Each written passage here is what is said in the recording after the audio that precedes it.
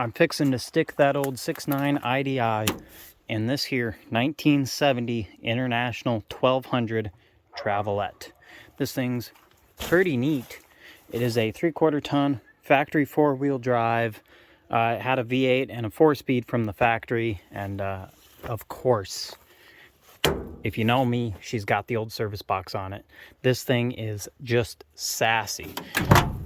You'll have to forgive all the junk I've got stashed in here. Of course, old IDI parts. There's a set of IDI valve covers.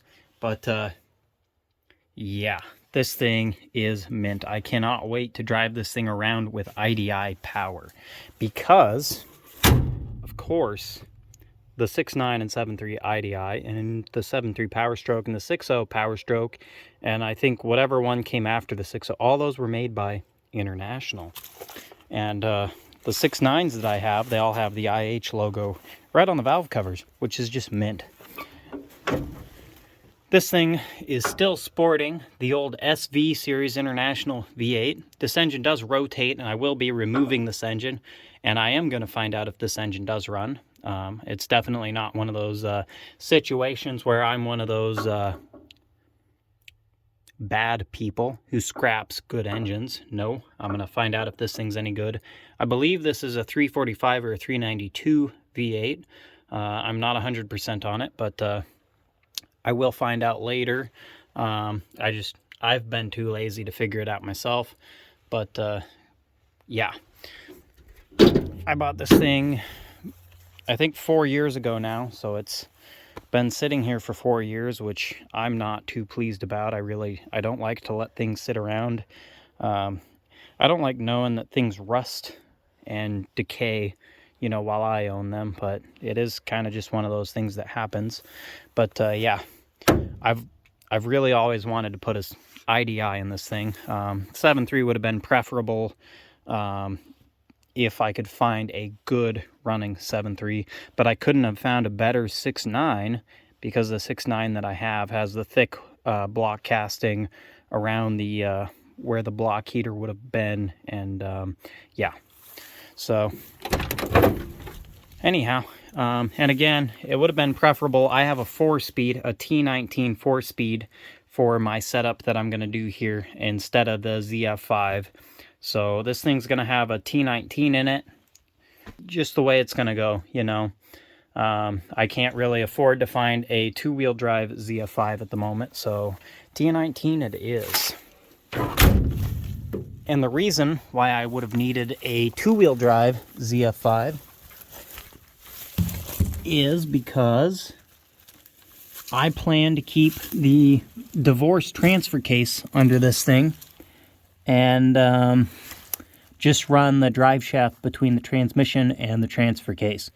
Because for the time being, what I'm actually going to do is run the independent divorce transfer case, the stock axles, and no power brakes, none of that. I'm just going to run with the stock axles, no power steering, no disc brakes, none of that nonsense. I'm just going to run her bone stock with the IDI and the 4-speed.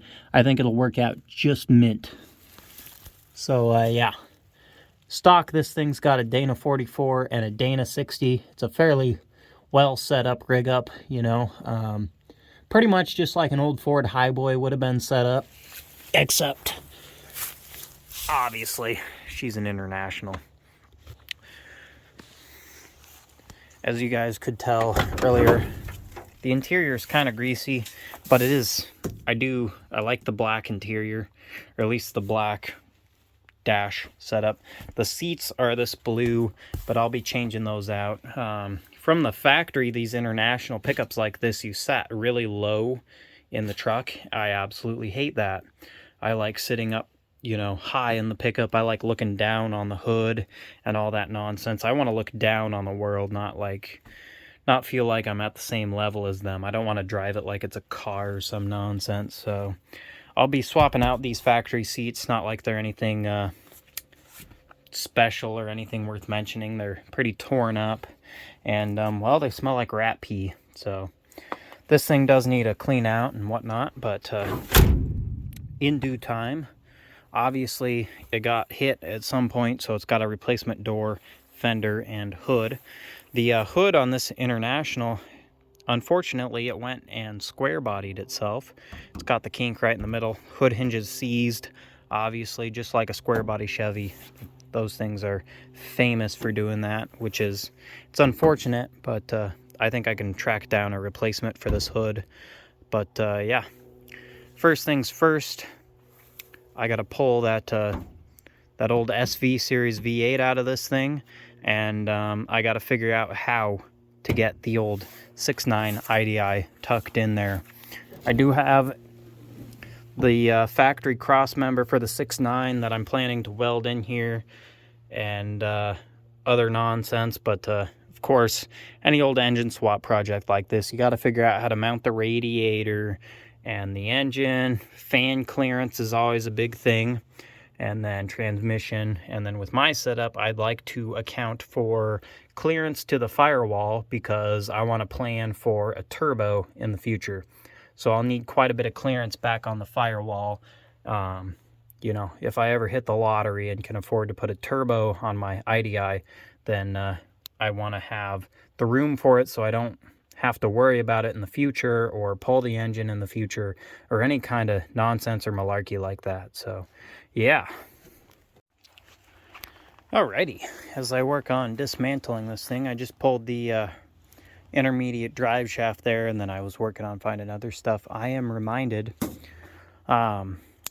the gentleman I acquired this truck from, he didn't know anything about it. He didn't know why it was parked or anything like that, which, of course, that means when I got this truck, I have no idea why this thing was parked. I can tell you that when I got it, there were some parts in the back. There were hub parts for the front axle and some transmission parts, transmission gears and whatnot. And yeah, that's not an awesome sign. That tells me that there were transmission issues and front axle issues with this thing. So yeah, not great news for it. When I got it, it did have a carburetor on it. I took the carburetor off myself. I use that carburetor for parts for other nonsense. But the other thing, when I got it, it did not have a starter in it. Somebody took the starter out. I don't know if the starter died on them and they took it out. I don't know if they took the starter out as like they were getting ready to pull the engine or anything. So that's just kind of one of those bad things that you have to deal with these old project trucks where you really don't know what they were going through. But given my situation, I'm putting an IDI in here. I don't need to worry about the old SV International starter. This engine's coming out, and well, I'll worry about it when it's down in the shop. But yeah, I'm just working away here, pulling nonsense, getting stuff out of the way, making room for the old IDI. So yeah. Alrighty, well, the sun has gone down, but I'm still working. So I got the radiator out of here. Surprisingly, there was still a little bit of coolant in the radiator. This truck, I believe, has sat since the early 1990s, so it's kind of a long time for coolant to stay in the system. So that surprised me. I guess the radiator's good. But yeah, I'm just picking away at things. Got most of the wires off. I still have to undo the alternator, all that nonsense to get the wiring harness out of the way. These coolant hoses, and then clutch. These things have a mechanical clutch, as you can see, so I have to undo that, figure out a way to undo all of that nonsense to get that out of the way, and then just all the mounts, and this thing should be out of here. Alrighty, working inside right now.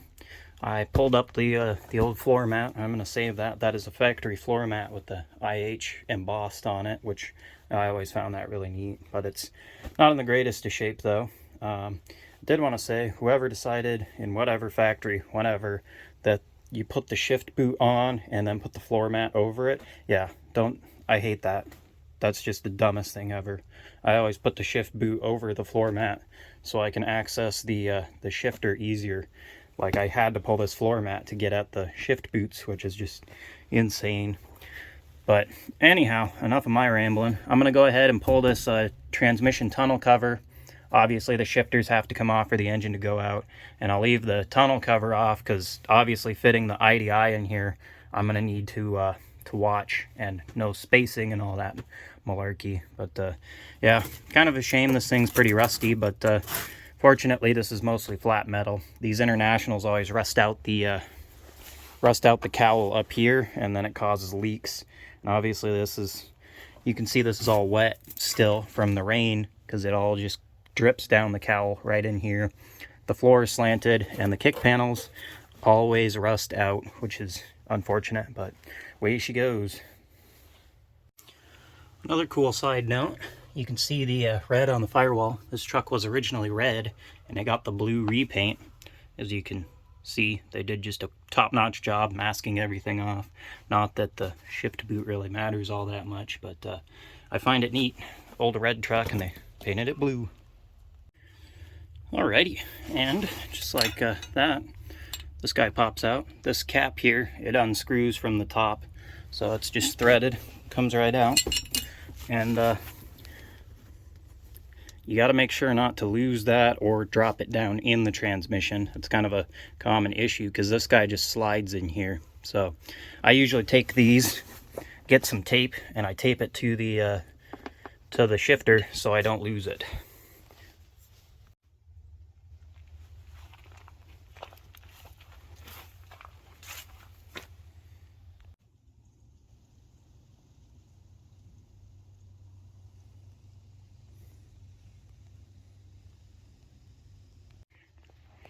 Well, things have gone a little bit cattywampus, but we're getting her there. It's all because I wanted to keep the transmission attached. I didn't really see a point in separating them. I felt like that'd be a lot more work, and I mean, this is working out pretty decent actually, so we just keep on keeping on at it. This thing will be out in no time. Alrighty, well, there she be. I already checked what size engine it was. I never knew, and I knew I was taking it out, so I never investigated in the truck. This is obviously a lot easier. You guys are able to read that. It says V345E. E is typically emissions. However, the emissions would have had a little air ports throughout the cylinder head. But all that means is this thing has flat top pistons and a different head design, which is neat. This engine does spin. I'm not going to mow on this thing too much. I'm going to take this thing down to the shop and try and revive it on the shop floor just to see if it's any good as it sits. Given how absolutely scungy it is, I have a feeling that this thing was running low on compression, or they were having issues with it or something. But you never know, because I don't know why the truck was parked in the first place. So this could be a perfectly good running workable engine for all I know. So I reckon we'll find out eventually. But enough of that. This guy's out of here. It'll no longer be in the old Travelette there, and I've made myself a nice little home for a 6.9 IDI. Hopefully it'll fit in here somewhat decent. I am going to be using the factory style radiator, so I got to fit the radiator in here and the engine in here, which is going to be kind of a tight fit in this truck, but hopefully it'll work. Now would be the time if I have to clearance the firewall anywhere I'd need. So I can make room for that. These factory cross members will be coming out of here, the engine cross member and the transmission cross member. The IDIs in the Ford, the transmission cross member was farther back. These Internationals had the transmission cross member on the bell housing, and Ford put them under the transmission. So I'll have to see what I can make work. With that, but while the engine's not even ready to go in here yet, so I don't need to stress it too much. But yeah, solid progress for today. Engine's out, and yeah, I think we'll call it a video here. Pulling the engine was kind of a big thing, and now what I'm going to end up doing is off camera I'll be cleaning everything up. Basically got all of this scunge. This thing was full of mice at some point, so probably going to end up having to pull the seats here and obviously sweep and vacuum the floors and all that nonsense. I don't really feel like trying to shove a 6.9 in here with the floors the way they are, all scungy and whatnot. I am going to ignore the rust for now. Just pretend that doesn't exist. But yeah, anyhow, solid progress. Thank you guys for watching. As always, I appreciate it. Hopefully you guys think the project is cool, or you want to follow along or whatever, or you don't. I don't care. But yeah, good times.